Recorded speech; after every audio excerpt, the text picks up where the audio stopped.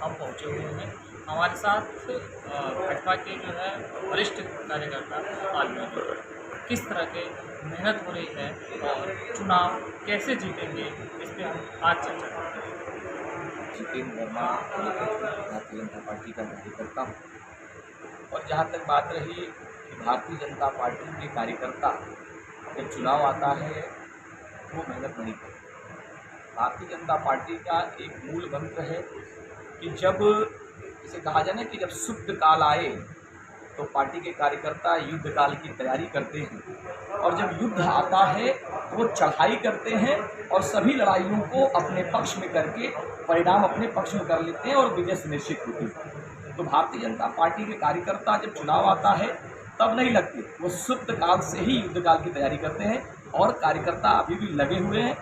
हर विधानसभाओं में वो युद्ध लड़ रहे हैं और निश्चित रूप से गोरखपुर संसदीय क्षेत्र जो है हम भारी मतों से जीत रहे हैं। 7.5 लाख वोट मिला था, इस बार मुझे लगता है कि कम से कम 12 लाख वोट रवि किशन जी को मिलेगा और 5 से 6 लाख वोट से रवि किशन जी चुनाव जीतेंगे। एक तरीके से आपने कहा कि जो युद्ध की तैयारी आप लोग करते हैं, युद्ध शब्द जैसे तैयारी युद्ध की क्यों करती है? जब आपने जीरो लेवल से आप वर्क करते हैं तो ये युद्ध की तैयारी क्यों करते हैं? देखिए, भारतीय जनता पार्टी का कार्यकर्ता एक बूथ से लेकर के और केंद्रीय नेतृत्व तक कभी भी वो जो है ओवर कॉन्फिडेंस में नहीं रहता। उसे ये नहीं लगता पर ठीक है पूरी टोटल जो है माहौल भाजपा के पक्ष में हो। ये 5 विधानसभा में हमारे विधायक हों,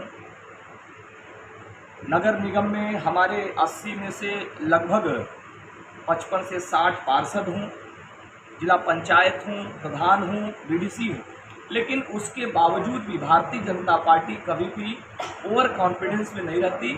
वो हमेशा चाहे छोटा चुनाव हो चाहे वो बड़ा चुनाव हो, उसको युद्ध की तरह लेती है। और निश्चित रूप से भारतीय जनता पार्टी के कार्यकर्ता हमेशा पूरी निष्ठा के साथ, पूरी लगन के साथ और भारतीय जनता पार्टी के एक सिपाही होने के नाते ओवर कॉन्फिडेंस में नहीं रहते। और यही एक सबसे बड़ी चीज़ है कि जो आज हम अमित शाह जी के नेतृत्व से लेकर के हम लोग पूरे चुनाव जीतते हुए आ रहे हैं। और निश्चित रूप से मोदी जी की तीसरी बार ये सरकार बन रही है, केवल इसलिए बन रही है कि भारतीय जनता पार्टी का कार्यकर्ता कभी भी ओवर कॉन्फिडेंस में नहीं है। ये 400 पार का जो नारा है, क्या ओवर कॉन्फिडेंस है कि जेन्युइन? देखिए, ये 400 पार का जो नारा है ये भारतीय जनता पार्टी ने नहीं दिया, ये जनता का जो प्यार मिल रहा है, जनता का जो विश्वास मिल रहा है, जनता का जो आशीर्वाद मिल रहा है नरेंद्र मोदी जी को।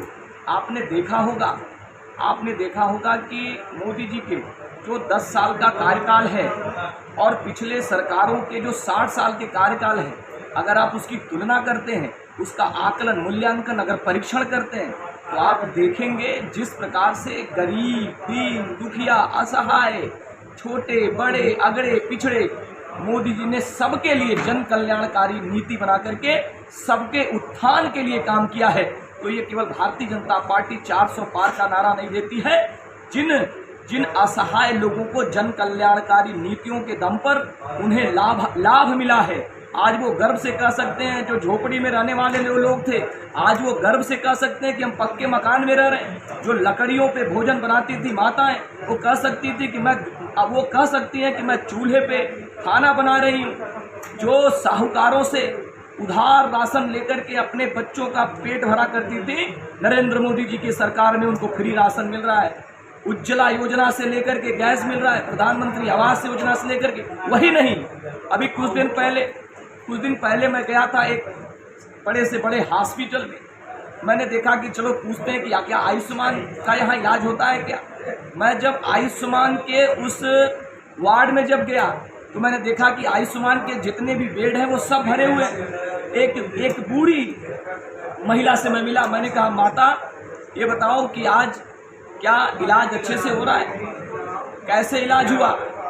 उस बूढ़ी माता ने, मैं कहूँ कि मोदी जी के प्रति विश्वास जताते हुए उस बूढ़ी महिला ने सबसे पहले कहा कि हम मोदी बाबू को आशीर्वाद देते हैं कि मोदी जैसा प्रधानमंत्री इस देश को हमेशा मिले, क्योंकि हमारी औकात नहीं थी कि हम इतने बड़े हॉस्पिटल में इतनी बड़ी बीमारी का इलाज फ्री में करा सकते थे।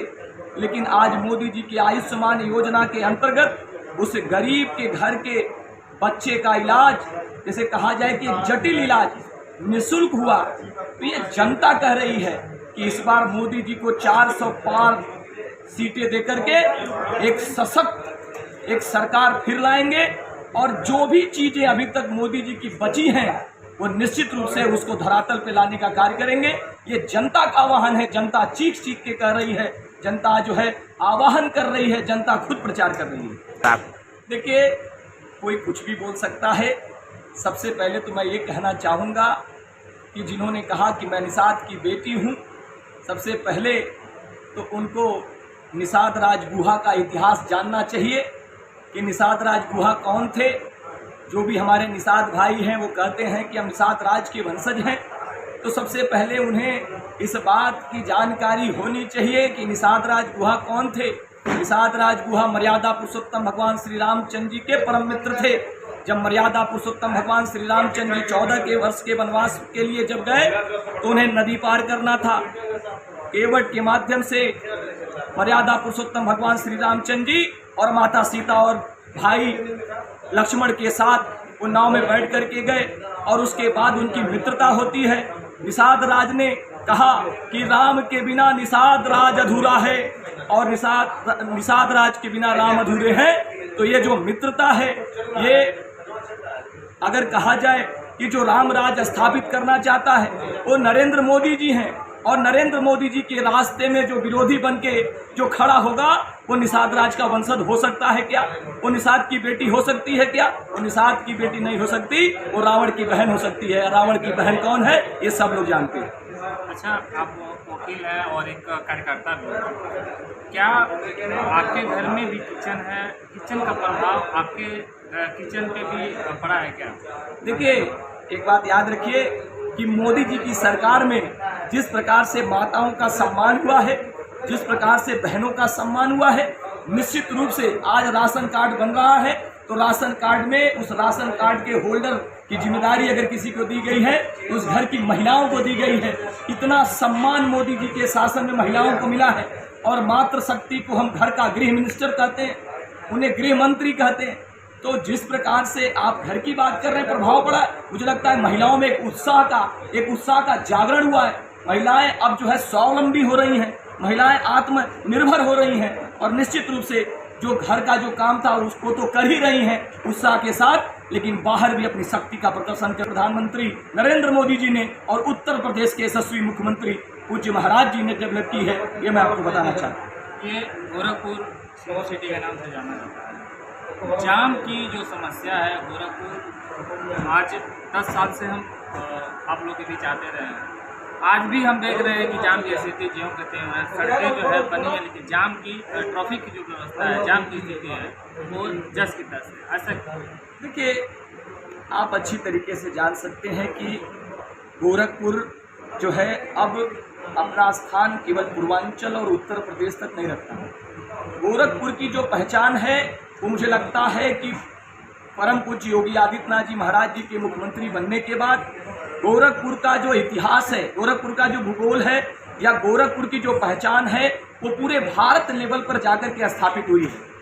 जिस प्रकार से गोरखपुर उत्तर प्रदेश के बाहर के लोग भी गोरखपुर में अपने उद्योग धंधे लगाना चाहते हैं, गोरखपुर में आकर के रोजगार पा रहे हैं, और एक कहा जाए कि गोरखपुर भी लखनऊ की तरह एक मिक्सअप पॉपुलेशन होता जा रहा है। कई राज्यों के लोग, यहाँ की आबादी अब बढ़ती जा रही है, तो जब आबादी बढ़ेगी, जब कल कारखाने लगेंगे, जब रोजगार बनेगा, जब उद्योग धंधे लगेंगे, तो जाम की समस्या रहेगी। लेकिन मैं आपको बताना चाहता हूँ कि जिस प्रकार से मुख्यमंत्री बनने के बाद आप मोहद्दीपुर चौराहे को देख लीजिए, आप असुरन चौराहे को देख लीजिए, आप पैटलेगंज चौराहे को देख लीजिए, ये चौड़ीकरण का जो काम है वो चल रहा है। कोई ऐसा रोड नहीं है, कोई ऐसे गली मोहल्ले नहीं है जहाँ निर्माण नहीं चल रहा है। मुझे लगता है कि जिस प्रकार से विकास की गंगा भागीरथी ने माँ गंगा को बुलाया था, उस प्रकार से परम पूज्य योगी आदित्यनाथ जी महाराज ने मुख्यमंत्री बनने के बाद एक भागीरथी प्रयास करके उत्तर प्रदेश का जो विकास करा रहे हैं। मुझे लगता है कि बहुत जल्दी जाम की समस्या से निजात मिल जाएगा